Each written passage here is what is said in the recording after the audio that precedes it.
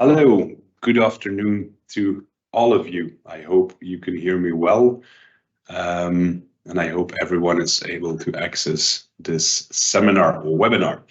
Um, Good afternoon, welcome to all of you. We hope you had a good summer holidays. This is our first webinar after the summer holidays, at least the first IP update after the summer holidays, and we're glad to be back.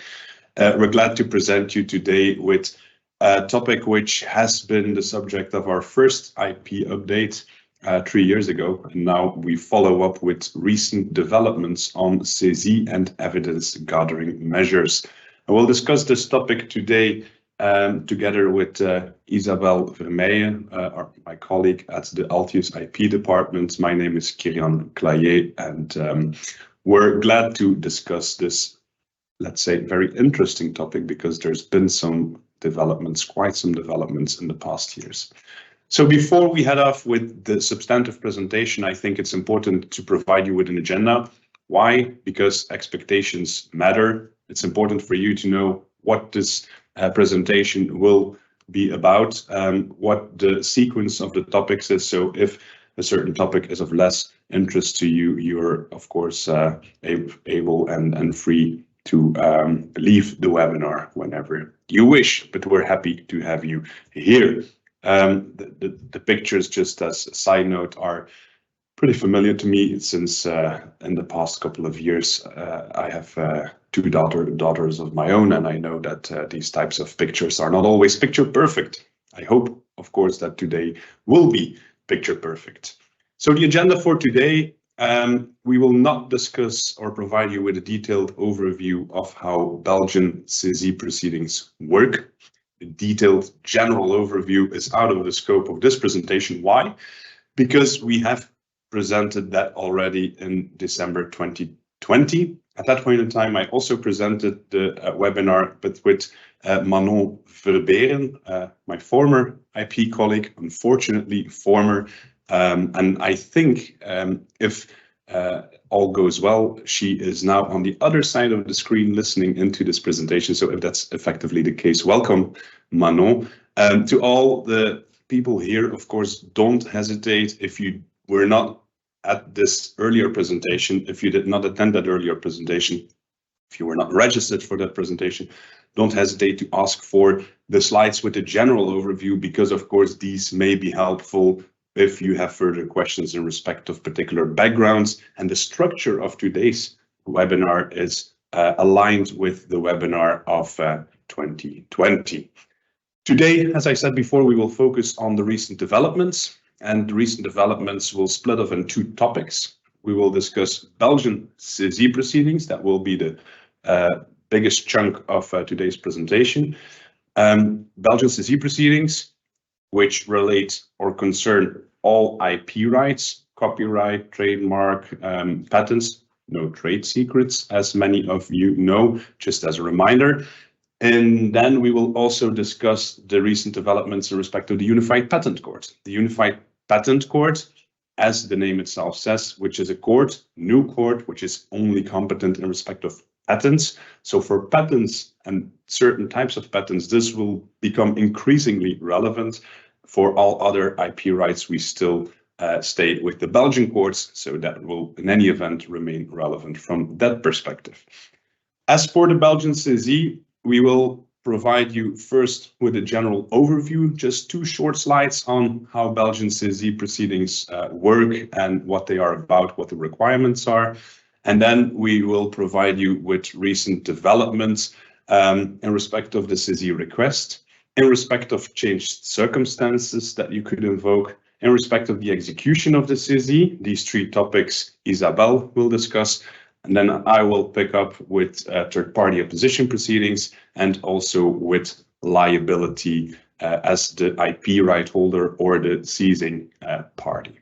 So this only leaves me with giving the floor to Isabelle. Thank you very much. Thank you, Kirian, and welcome everyone. I'm Isabelle, and as introduced by Kirian, I will start with the recent developments in the Belgian Saisie procedure. We will dive right in and start with a general overview. In Belgium, we have two types of Saisie procedures. For people who were in our last webinar in 2020, you might know this, but I think it is helpful to give a reminder or some freshening up, as it has also been 3 years now. On the one hand, we have the discovery-only type of Saisie, which is basically a dawn raid with the goal of obtaining evidence of alleged IP right infringements, but also to determine the scope and the origin of these IP right infringements. Out of the two, this one is most easily granted because the threshold to obtain these measures is rather low. There's two things that need to be proven when we request this type of Saisie. On the one hand, a prima facie or on first sight valid IP right, and on the other hand, indications of infringement. Why indications? Because obviously the goal is to obtain the concrete evidence of the alleged IP right infringements, so there will not be more, otherwise it would be redundant to ask for this discovery type of Saisie. On the other hand, we have a discovery and freezing order type of Saisie, which is also the dawn raid, but with actual seizure of products. And this with the goal of preserving the evidence. So not obtaining, but preserving in case they might get lost, disappear, or be destroyed by the seized party. Because this is obviously has a bigger impact on the seized party, it will depend on stricter requirements. Here there are 3 requirements to get this type of Saisie granted. First, same as with the discovery-only type of Saisie, you need to prove an at first sight valid IP right. Second, the infringement needs to be proven that it cannot reasonably be contested, which is already a way higher threshold than the indications of infringement. And thirdly, the judge will need to balance the interest between the seizing party and the seized party. So when you apply for this type of Saisie or are an applicant in this type of Saisie discovery and freezing order, you should show that your balance, that your interests outweigh the interests of the seized party. So now that we know what 2 types of Saisie we have in Belgium, I can provide you with a timeline how this procedure looks in timing. So everything starts with a unilateral Saisie request. This is unilateral, meaning that the other party or the to be seized party will not be involved in this request.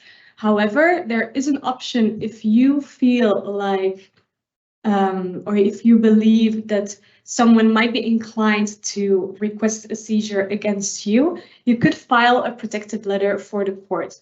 This is not enshrined in the law, but it is a custom that has been established over the past years, where you can argue in a letter why the Saisie request, should it happen, would not the judge rather not grant it. These arguments, the judge doesn't need to take this into account.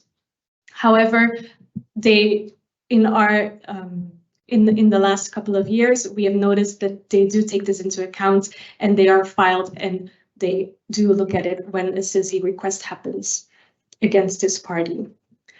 On the other side, the defendant or the seized party is usually by a rule not heard by the judge. However, there is an exception to this if there is a freezing order and if the judge decides that it weighs very deeply on the interests of the defendant and they choose to hear the defendant. In this case, if you are the applicant for a seizure, of an applicant for the seizing, then you can still abort the mission and ask the judge to not go through with hearing the defendant if you still would like to keep the surprise effect. Then after the request, the court will order either to grant or to deny the request. And if it is granted, the seized party will be notified by the bailiff. This is the first point in time, in principle, where the seized party will know that seizing measures will be held against them. And after the notification, the execution of the Saisie will happen. Here, the seized party will have 1 month to start third-party opposition proceedings against this grant of Saisie.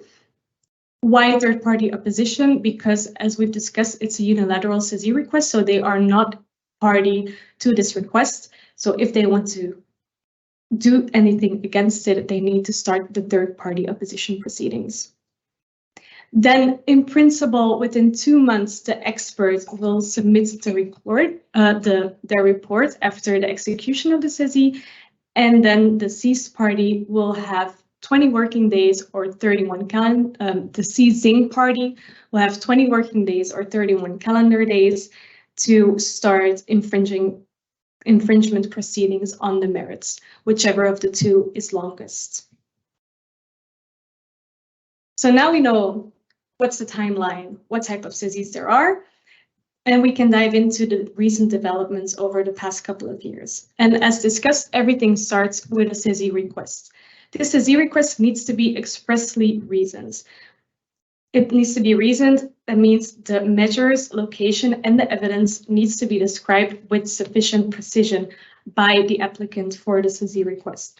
We've seen this in the Brussels, in a case in October 2021 from the Brussels Court of Appeal, where the applicant has asked for measures in variance in all possible forms, which is a pretty generalized authorization that was asked. But here, the Court of Appeal ruled that this generalized authorization is disproportionate and would cast doubt on the scope of the measures. This is why it underlines that applicants need to be sufficiently precise about the measures, the location, and the evidence. So when drafting, you cannot be too vague, is basically what the Court of Appeal ordered. On the other hand, what is very important for the content of a Saisie request is the duty to inform the court. Why is this important? Again, as we've stated, the Saisie request and the grant of it is unilateral. The other party is not involved, which is a very important exception to the right of defense. The execution of the Saisie proceedings also have a significant impact on the seized party, which is why there is an increased loyalty and information duty on the applicant for the Saisie. They need to provide correct, complete, and objective information on all the relevant circumstances. This also includes disclosing elements which you might not be too eager to disclose to the court, which might be in the disadvantage of the IP holders, right, or your right as an applicant. But it's still very important to paint the full picture to the court, which is what we've seen last summer before the Brussels Enterprise Court, because here the duty to inform was violated. The patentee had invoked a Belgian patent granted without any substantive examination, while in the meantime, they had also filed an identical parallel European patent application, which had run into patentability objections and had been limited by the patentee themselves. This parallel European patent application was not disclosed at all to the court. And so the court ruled that this was, however, very relevant information for them to know for the Belgian, to assess the Belgian patent's prima facie validity.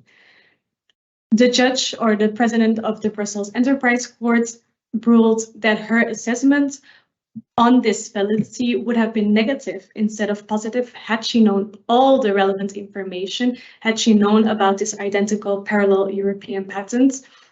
And that is why, as a sanction, she revoked the granting of the Saisie requests. So this illustrates why it's very important to paint a full picture, even though it might be not very positive for you to say to the court. On the other hand, this duty to inform cannot be taken into the extreme, so you don't have to sum up every little detail in your Saisie request, only the information that is relevant for the appraisal of the requested measures. In this case of February 2021, the president of the Brussels Enterprise Court had ruled that some information, for example, the commercial relationships between parties and the communication in this respect was not relevant at all for their assessment of the requested for the appraisal of the requested measures, and therefore it was irrelevant and again not needed. Also, the timing of the information that you provide to the court in your Saisie request is of importance. It means that all the legal conditions must be fulfilled at the time of granting the request. So if in later third-party oppositions proceedings, for example, there will be later evidence or documents or facts which were not raised at the time of the request, the judge will not take this into consideration. However, the Antwerp Court of Appeal in November 2021 nuanced this a bit and said that there is an exception on this when this later information puts earlier raised indication, facts, or evidence into a more correct perspective. So you cannot come up with anything totally new, but you can provide more information when it's sketched some context to the judge later. Then after the first request is filed for the Saisie proceedings, it's possible that some changed circumstances occur. This means, in this case, when circumstances have changed, there is a possibility for a request for modification or withdrawal of the first Saisie request on the grounds of changed circumstances. This includes the possibility to request measures again after the circumstances have changed and is basically an exception to the ne bis in idem principle. This can be done by writ to all parties, but also by both parties, so both by the seized and by the seizing party, before the same judge who has rendered the Saisie decision. Interesting question that was raised before the Supreme Court on this changed circumstances is the question if new test results qualify as changed circumstances if they are dated after the first Saisie request. The answer of the Supreme Court was nuanced. They say, yes, it can be relevant new test results if it's an indication of the infringement. However, the question is, are these test results really new? The sole fact that new evidence is dated after the first negative decision is not sufficient to qualify as a changed circumstance, but the judge should assess whether the patentee could reasonably have obtained such evidence prior to the first negative decision. So what we can learn from this Supreme Court decision is if you are confronted with new test results, for example, because you couldn't obtain a product before that you want to have tests, you have to, if you want to apply for the changed circumstances and change your initial measures and try to ask for them again, should they have been denied, you should really substantially motivate why you couldn't have obtained them before you had the first Saisie request asked for. Then, if the Saisie request is granted by order of the judge, the next step is the execution of the Saisie and the notification of the seized party. And here, the role of the expert takes the lead role. The experts here act as a filter and will decide on their own what they want to include in their report or not. It's very important to note that the expert acts on behalf of the court and they do not act on behalf of the seizing party. If they think it is needed or necessary for the appraisal of infringement, this also includes that they can describe confidential information. However, if it is really sensitive information, the president can order measures to protect the confidential information. And this was underlined again by the Brussels Enterprise Court in December 2020. Also, an interesting question in the execution of the Saisie is the presence of the parties. As a rule, the parties cannot be present at the execution of the Saisie, nor their representatives, but it is possible if it's specifically authorized in a decision by the judge. This is why you have to clearly motivate in your request why you think this is necessary if you really want your representatives present at the execution of the Saisie. We've seen this before the Brussels Enterprise Court last summer in July 2023, where in this case there were such a subtle visual differences between the original product and the allegedly infringing products that only the representatives of the originator would be able to see the difference. In this case, I think it was the quality control team of the originator. So it was motivated that they had to be present and assist the expert in the execution of her role, because otherwise the expert would not be able to tell the difference without this aiding. So this was the Belgian Saisie procedure, the recent developments in terms of the requesting of the Saisie procedures, changed circumstances, and the execution of the Saisie proceedings. And now my colleague Krian will take you further with the third-party opposition proceedings. Thank you, Isabel. Thank you for that very clear explanation. I've already also put in the chat that if you have questions, please feel free to ask them. We're reading the chat. It may be that we take the time afterwards to answer a question or your questions, or we do it while presenting. That will depend probably also on the question. But let's discuss third-party opposition proceedings first. Slide. Yeah, okay, so third-party opposition proceedings, Isabel already discussed third-party opposition proceedings. You as a party, as a seized party, we're saying seized party, but actually you as the seized subject of the first Saisie, you're not a party yet to the proceedings. So after the decision, the Saisie decision is served, you can file third-party opposition proceedings, which then makes you a party to the discussion, and you have to do so within 1 month after the service of the Saisie decision. The mere filing and introducing of third-party opposition proceedings does not automatically suspend the execution of the Saisie. That is something, nonetheless, that you can, and we would almost in all cases advise to request from the judge by means of an interim decision.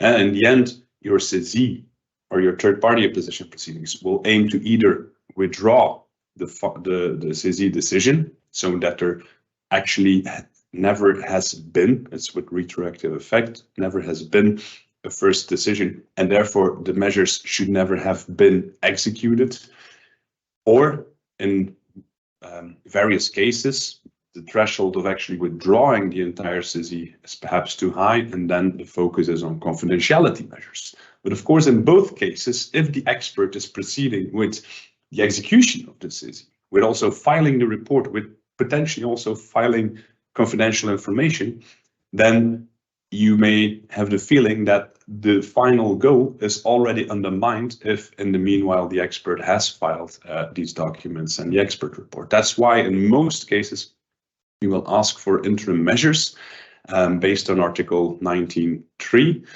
of the Judicial Code.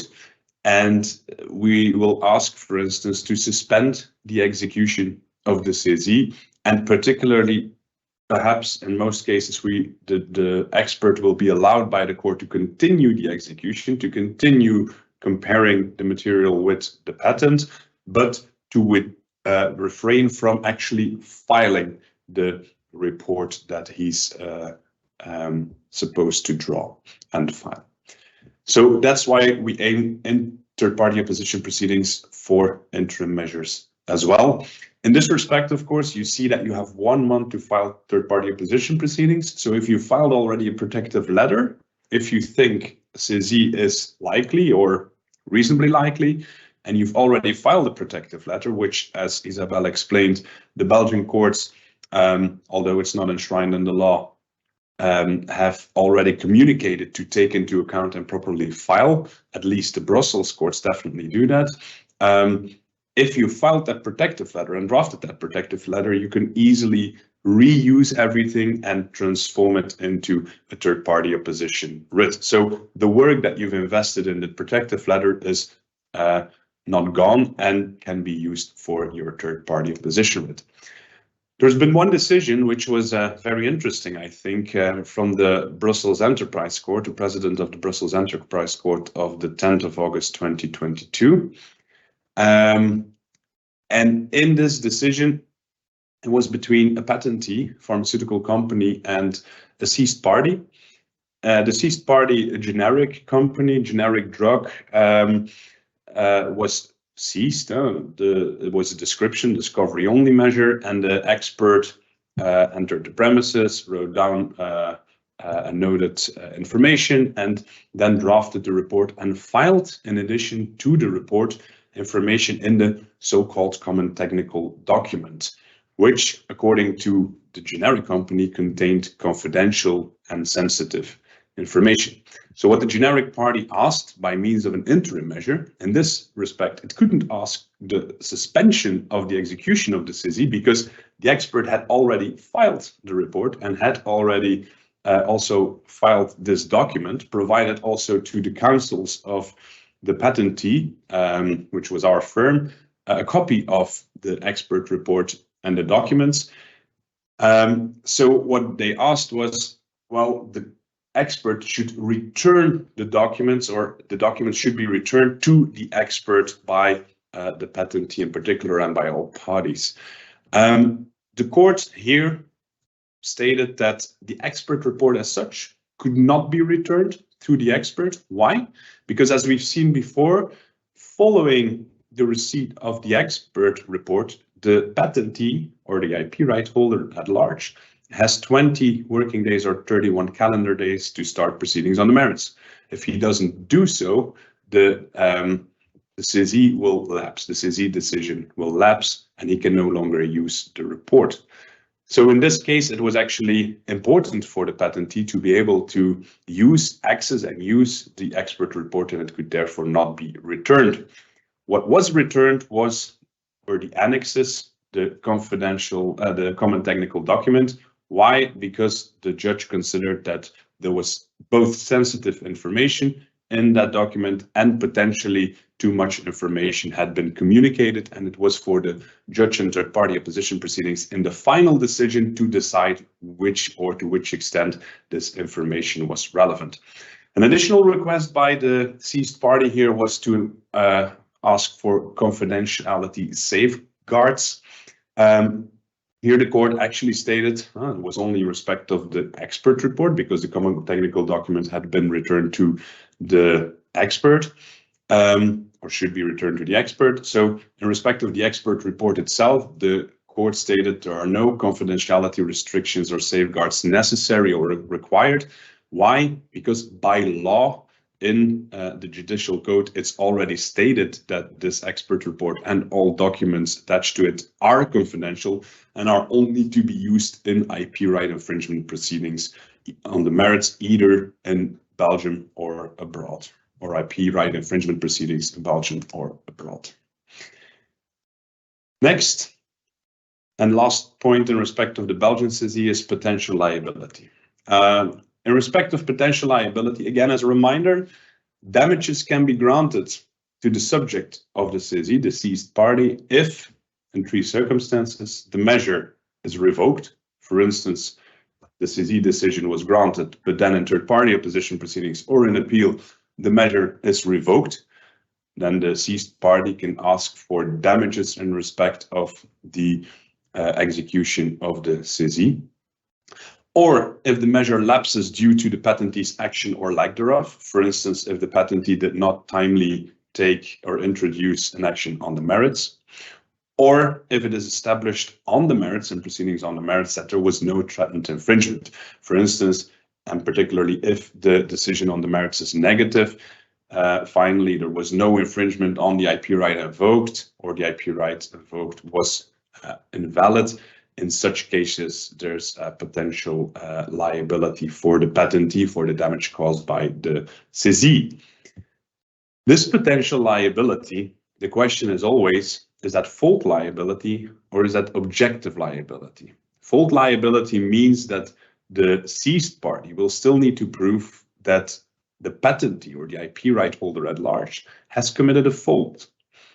And as a result of that, he has been subject to damage. This fault of the patentee has caused damage to the seized party. Strict liability means that the seized party only needs to prove that there was damage which resulted from the seizure, from the saisie, not that the patentee committed a fault by obtaining or applying for this saisie.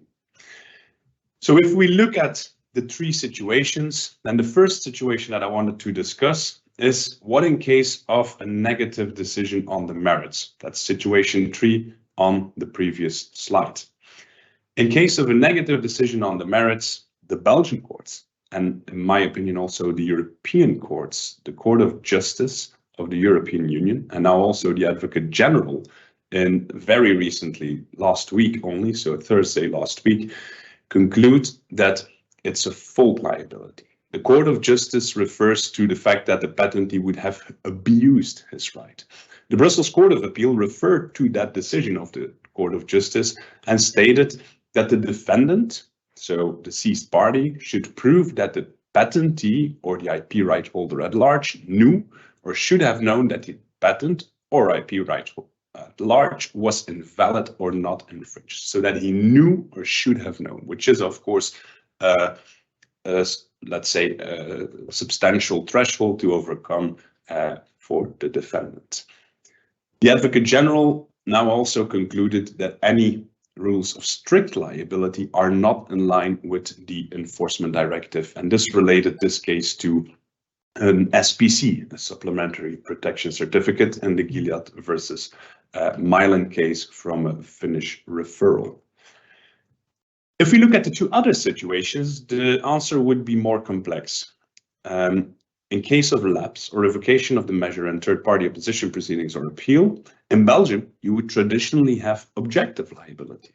That also results from the fact or from Article 1398 of the Judicial Code, because it is stated that the execution of that first decision, which can later be overturned in third-party opposition proceedings or an appeal, that is at the defendant's risk.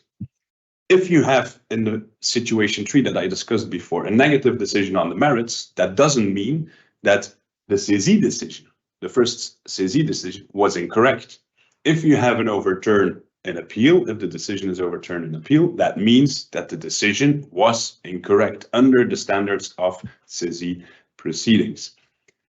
So you would conclude objective liability, and that's traditionally been the case law, but the question is whether that case law is actually tenable in view of the CGU's decisions, or the CGU's decision, and now also the Advocate General's opinion, because this decision and that opinion, they relate to Article 7.4 of the Enforcement Directive, which was literally transposed into Article 1369 paragraph 3 /3 paragraph 2. So this provision here on the slide, it refers to all these three situations. And the Court of Justice has actually stated that there is no strict liability. The Advocate General has confirmed that strict liability is not the criterion. So in my opinion, I think Belgian case law in respect of these types of measures and in respect of the liability of IP right holders is untenable, and we may see some changes moving forward. That brings me to the last topic for today's presentation. And the last topic is gathering and preserving evidence, no longer before the Belgian courts, but now under the UPC or before the Unified Patent Court. The Unified Patent Court has international jurisdiction, as I said, in respect of patents, but in respect of a particular type of patents. The Unified Patent Court has jurisdiction in respect of European patents with unitary effect, or European patents that were not opted out during the transitional period. There is now a transitional period for the UPC, and European patents that were not opted out fall under the parallel jurisdiction, in this case, of the Unified Patent Court and the national courts. In other words, if it's a Belgian patent, or if it's a European patent that was opted out, the Belgian courts remain exclusively competent for the entire duration of that right, and also for resulting supplementary protection certificates. Because also in respect of the supplementary protection certificates, the UPC has jurisdiction if these result from were based on an earlier European patent with unitary effect or a non-opted out European patent. The Unified Patent Court can deal with these types of patents and then can deal with respect to particular types of measures. And one type of these measures is protective measures. This is under Article 32(1)(c) of the UPC agreement. As a result, it can deal with measures to preserve evidence in respect of a potential infringement, which relates to a European patent with unitary effect or a non-opted out European patent. The next question is, which division within the Unified Patent Court is competent? For those of you who do not know, the Unified Patent Court has central divisions and has local divisions or regional divisions. Local divisions are at the level of each member state or the member states that have installed such division. Regional divisions would encompass a number of member states. The central division deals more with revocation of patents in a centralized fashion. The local division or the regional division will be competent for such protective measures, measures to preserve evidence, and it will be the local division or regional division where either the actual or threatened infringement has occurred or may occur. If somebody is trying to do something in Belgium and there's evidence in Belgium, you can go to the Belgian local division to obtain evidence of that infringement. Measures to preserve evidence of that infringement. It can also include other countries as long as there's a link with Belgium, other countries, other member states of the Unified Patent Court. The second possible angle is the residence or principal place of business of one of the defendant, or if there are multiple defendants, or of one of the defendant or of the defendant. If there is no residence or principal place of business, you can also go to where these defendants or one of the defendants have their place of business in general. Before the UPC, you have the same types of measures. You already see that this overview, this table, is similar to what we discussed for the Belgian proceedings. You have measures to inspect the premises, which are comparable to a down rate, and you have measures to preserve evidence, which include the actual seizure of products. The goal of inspecting the premises is the same as before, obtaining evidence of alleged, in this case, like I said, patent infringement, or the scope of or origin of such infringement. Measures to preserve evidence, as the name says, are aimed to preserve evidence. The Milan local division in June 2023, in one of the first decisions, stated that a secondary objective was to protect the enforced patent. But in general, it would be to preserve evidence and not to be, let's say, an alternative preliminary injunction. Are they usually granted? That's, I think, a difficult question in this case to answer, because first of all, like I said, the Unified Patent Court has only been in place since 4 months. So we don't have much case law already.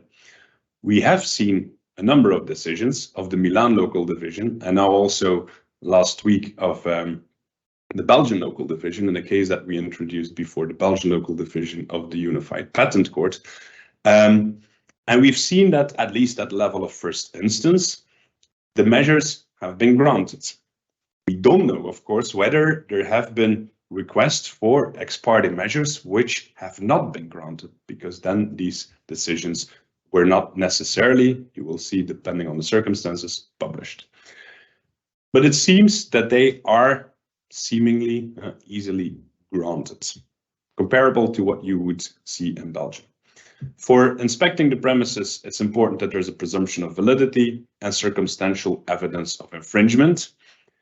Circumstantial evidence of infringement, in my opinion, could be just a little bit higher than indications of infringement. Before the Milan and Belgian local division, we've now seen that the presumption of validity applies also in respect of preserving evidence measures if the patent has not been challenged before opposition division and opposition proceedings or national proceedings or other proceedings. And again, circumstantial evidence of infringement is sufficient. There does not need to be evidence, at least not under the present case law, which, like I said, is still premature, but no evidence that the infringement could not reasonably have been contested. What you do need at the Unified Patent Court for measures to preserve evidence is reasons why these measures are necessary.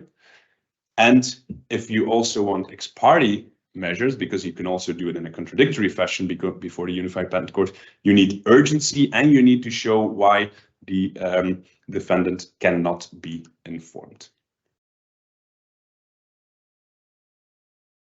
Okay. The next step is then to look at the flowchart and timeline. Again, it starts from the same premises as the Belgian Saisie, but it's slightly different, as you see already in this flowchart, if we compare it to the one that Isabel has showed you before. Here, the defendant also has the option to file a protective letter. In this case, it's enshrined in the rules of procedure, Rule 207 of the rules of procedure, so there is a legal basis, a solid legal basis. And the court is very structured to link protective letters to later potential unilateral applications. You can then, as the IP right holder, the patentee in this case, file a unilateral application, or you can file a contradictory application. If you file the unilateral application, which is likely to be the default for if you want to preserve evidence and if you want to maintain the surprise effect, it can be granted. It can, or the court can summon you to an oral hearing to discuss this further with you as an applicant, or it can refuse your unilateral measure and impose a deadline to withdraw. If you do not withdraw within that deadline, the default rule is that it continues as a contradictory procedure. So here it's important to follow up with the court and then withdraw if you don't want the defendant to be informed of your earlier negative decision. If it's granted, that will lead again, similar to what for the Belgian Saisie, to notice an execution, then to the defendant who can potentially request for review. That's similar to third-party opposition proceedings. And the applicant can also continue or should continue with proceedings on the merits following the notice and execution within 20 working days or 31 calendar days. This is very similar to what the or to the Belgian type of Saisie and third-party opposition proceedings. And proceedings on the merits, the obligation there. If you don't do that, your measure is revoked or ceases to have effect. I see a question from the audience. What about protective letters before the UPC? Well, I think it may have been entered into the Q&A when I was just explaining this particular point. You can indeed, as a defendant, file a protective letter. And as I said, the court actually has a structure, has the central management, the case management system, the CMS, is actually aimed at dealing with also protective letters and linking this to the potential later unilateral Saisie. What you need for a protective letter, we've drafted a couple of them already. So we can definitely help, but what you need is enshrined in Rule 207 of the Rules of Procedure. It's a bit technical sometimes, as you may see or will see when you file it, but in general, it's there's a lot of information in the Rules of Procedure on the substantive points. And then the case management system is something you will need to work out and figure out a bit. The content of the application for Saisie measures, for unilateral evidentiary measures, is, again, I think pretty similar to what we see in Belgium. You need to provide for a clear indication of the requested measures, the location and evidence, including the exact location. The exact location can be known or it can be suspected, but you need to have circumstantial evidence that there will be infringement at that place. And we can refer to, for instance, the Milan local division and the Belgian local division in this respect. You also need facts and evidence that the patent has been infringed or is about to be infringed. That's what the UPCA says in Article 61. It talks about reasonably available evidence, and in Article 63, so that's discovery measures only, it talks about evidence, which seems rather high. Now, we've seen that the Milan and Belgian local division accept circumstantial evidence, and circumstantial evidence seems to be sufficient, at least based on these first cases, and pending, of course, what the appeal court will say if there would be appeal to the appeal court eventually. No conclusive proof, in other words, presently seems necessary. You also need to indicate, and that's, I think, different from the Belgian procedure, you need to indicate the main action, which has been started or which you will start before the UPC. You need to indicate what you will rely on, what the facts are, and also before which division you will introduce this, because this also has an impact on competence of the local division. You also need to explain why the proposed measures are necessary. For instance, you want measures to preserve evidence because otherwise the evidence could no longer be available. Before the Milan local division, that was because I think the defendant was an Indian-based company, and there was fear that the evidence of infringement would go back to India and then be outside of the scope of the Unified Patent Court, the jurisdiction. Before the Belgian local division, it was similar, but now Spain was involved. And as many of you know, Spain is not a member state of the Unified Patent Court, at least yet. You also need to discuss the reason for urgency, why you want this to be dealt with urgently. And this seems to be key in the first decisions of the Unified Patent Court. And for instance, if there's a trade fair which lasts for a couple of days, then you will be able to demonstrate urgency on that basis. At least that was accepted in these first cases. Not only the Milan and Belgian local division in respect of measures to preserve evidence, but also the Düsseldorf local division in respect of PI measures and preliminary injunction. Then you have additional requirements when it comes to unilateral measures. You need to explain why these measures should be ordered unilaterally. For instance, any delay is likely to cause irreparable harm, as the Düsseldorf local division said in respect of preliminary injunction, or because there's a risk that the evidence will be destroyed or otherwise would become unavailable. And that was accepted for measures to preserve evidence by the Milan and Belgian local division. Again, also here, and this is enshrined in the rules, you have a duty to disclose any material fact which might influence the court. So it's very similar to what Isabelle already explained for the Belgian proceedings. This duty to disclose relates to material facts, to relevant information, and in respect of relevant information, even if this information is to your advantage, you're better to your disadvantage, you're better to disclose it immediately in your request, or in your application, rather than to allow the seized party to later raise this before the court, as a result of which the court could have the feeling that you were not completely transparent and open. For ex parte measures, the Unified Patent Court also has the possibility to impose an adequate security. In general, for inter partes measures, for contradictory measures, they have the possibility. For ex parte measures, they have the obligation, if it's a preliminary injunction or if it's measures to preserve evidence. It's not obliged or obligatory for measures to inspect the premises, so discovery types of measures. The court can deviate from that principle, which the Milan local division did, if there are special circumstances. For instance, in the Milan local division, the court stated that the impact of the seizure was limited. It was a very short time frame, so imposing an adequate security would compromise actually the possibility for the patentee to execute the measures. The applicant had acted diligently according to the court and based on the unilateral request, and it seemed capable of repairing the damage should there be any damage afterwards. Finally, in terms of confidentiality measures before the UPC are possible and specifically referred to in the rules. Also, there's a possibility to set up a confidentiality club or confidentiality restrictions. That's what the Milan local division did. The Milan local division said that information gathered by the expert could only be accessible to the claimants, to defense counsels, and one of the claimants' technical experts, and they were indicated by name and could not disclose it to third parties.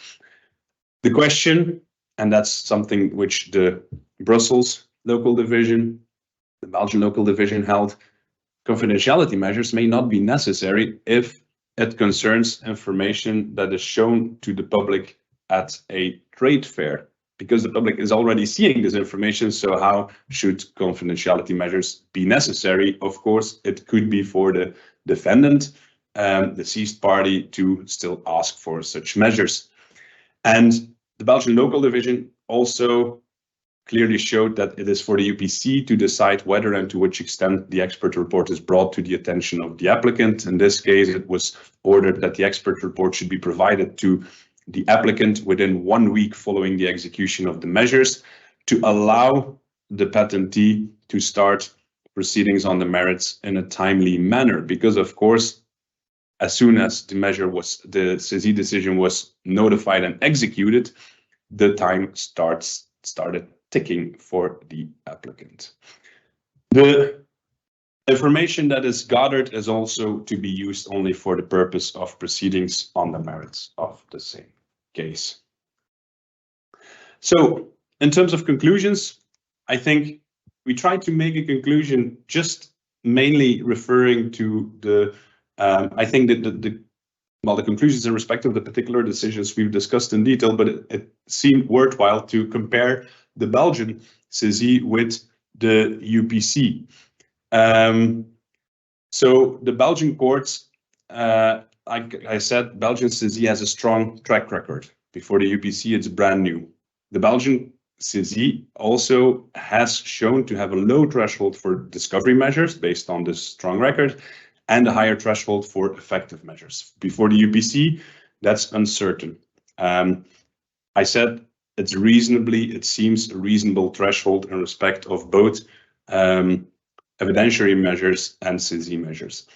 Of course, the Belgian court only can order measures in respect of the Belgian territory, and therefore decisions have a limited scope, territorial scope. The UPC has a much broader scope and can include potentially all 17 UPC member states, of course, provided that the patent is in force in these member states. Before both courts, I would assume that the fault liability would be the dominant principle. Why? Because the Court of Justice of the European Union has actually referred to fault liability itself already. And of course, the Unified Patent Court is bound by what the Court of Justice has to say about this. Of course, even if it's fault liability, if you're held liable, in Belgium, it would only be the Belgian market. In the UPC, it could be a broad liability because it could include all these member states.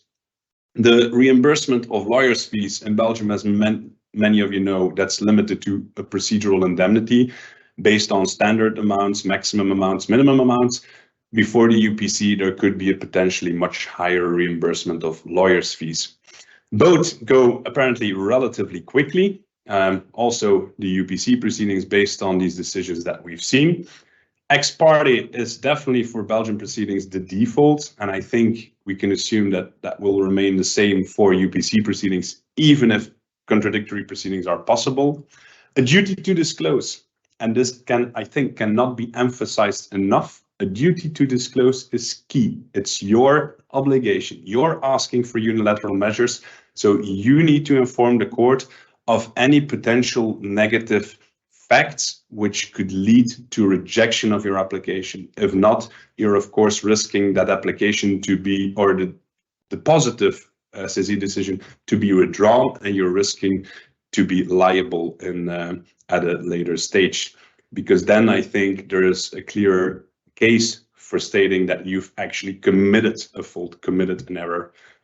And finally, clearly indicate which measures you request in respect of which evidence at which location or locations, because that's for a court essential to be able to order what you've granted, or to grant what you've requested, I would say. I've seen one question: what about experts before the UPC? What are the conditions for an expert to be designated to run a Saisie before the UPC?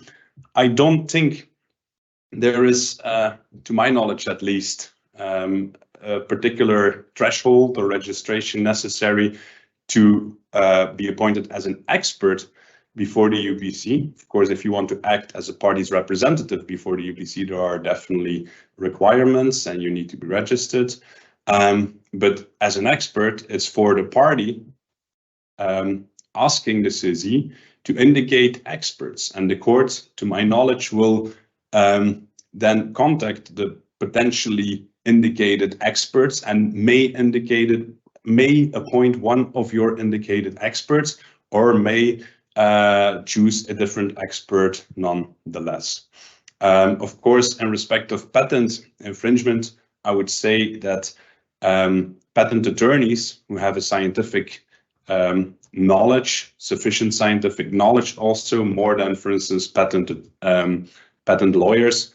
So patent attorneys seem the more likely targets, or the more likely candidates for being appointed as an expert. But it's for the seizing party to motivate which or what expert they would like to be appointed.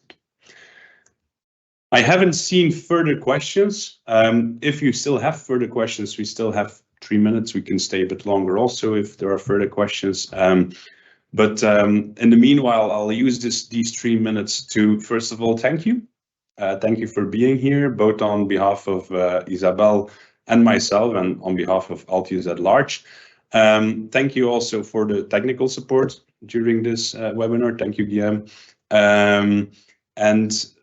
Well, I think we would be happy to see you at our next occasion. These are the next appointments. We have a life sciences session coming up next month, end of next month. There's digital law series in November, and a next IP update also in November. As many of you know, I guess you will receive a copy of the slides after this presentation by email. If you have further questions, for instance, the specific a copy of the earlier slides, or questions on what we presented, please feel free to contact us. That's why we're here for. I'm just looking here. Is there a new question? I see 3. I can't.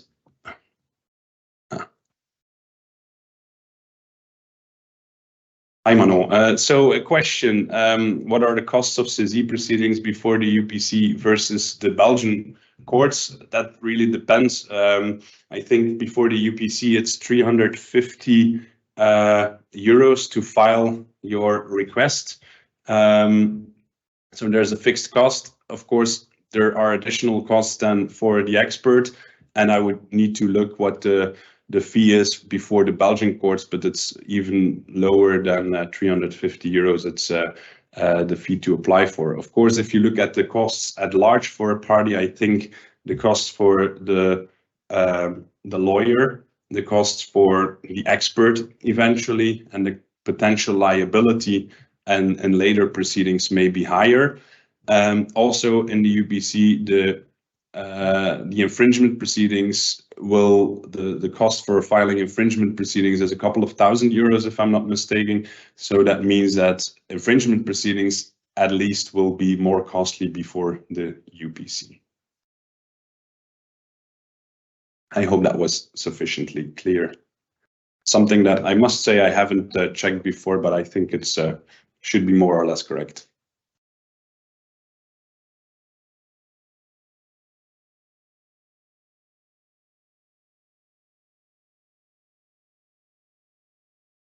I think with that silence in the chat, which doesn't mean, of course, that you're all not cheering behind your computer screens, but with that silence, I would say thank you again and have a lovely afternoon. Bye bye.